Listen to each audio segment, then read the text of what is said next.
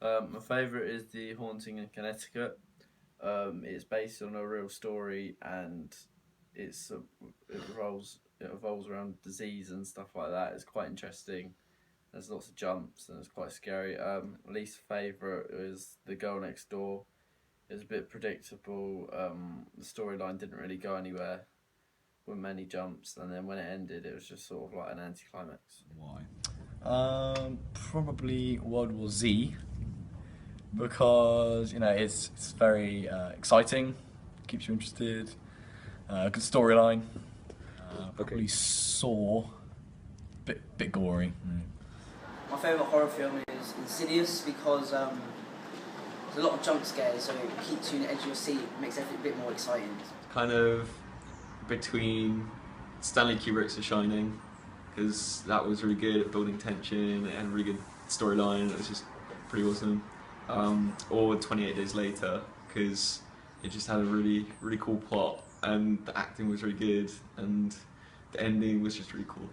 Probably Paranormal Activity, anything in that franchise, because the way they try and build tension just doesn't really work and it ends up just being very boring. Yeah, it's just not very good. My favourite horror genre would have to be Haunted House. Just because it's quite realistic in that a viewer can sort of relate to what's happening, and you can put yourself in that position. So yeah, I'd say that's my favourite. Least favourite, I would say, is vampires. I feel it's a bit too much cliche. Like it's they've been around for ages, and you need to be more creative. Subgenre. Zombie. And why? It's usually always in tells a good storyline. Very very exciting to watch. Jump scares, etc. Okay. Slasher. Sure. Too gory for me. Okay. I'd say Creepy Kid because you don't really expect the boy to be haunting them because he obviously looks quite young, for example. Then again, that leaves lots of plot twists, which makes the whole film generally more interesting for the viewer itself. Probably Slasher, because I just feel like the realism that it evokes is a lot more frightening than like kind of paranormal stuff. So like Psycho and Scream, I really enjoyed because the plots were far fetched, but they were somewhat believable. Like there was an element that something like that could happen, and the storylines just tend to be a lot better than relying on like, oh, there's a ghost. Probably Paranormal, because it's just a bit like there's too much reliance on jump scares, and like they don't focus enough on building tension, which happens a lot in slashers or like in zombie films. It's just kind of like, oh, the ghost's here now, and then you're like, okay, that's cool story, and then it's just jump scares, and it's just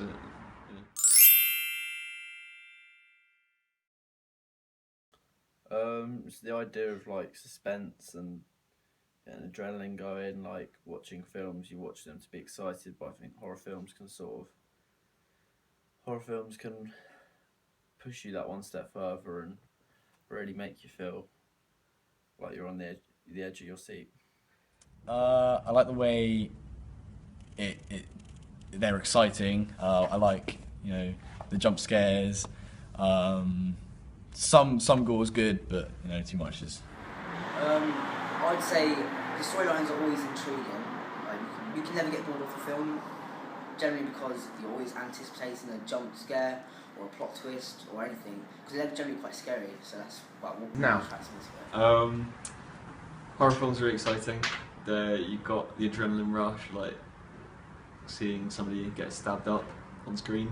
Then also they're quite unpredictable, so you're always on the edge of your seat. Like a lot of horror films have some of the best twists. So like you got Psycho, and then like Scream, where it turns out like his boyfriend was a killer, and you're like, whoa, that's crazy. What? Wait. Say plenty of jumps, suspense, creative storylines. The more creative, the better. So if viewers figuring things out as it goes along, then there's not very much enjoyment in that. So if you keep surprising the viewer with different ideas, different storylines, then they'll not only be frightened and excited, they'll remember that film.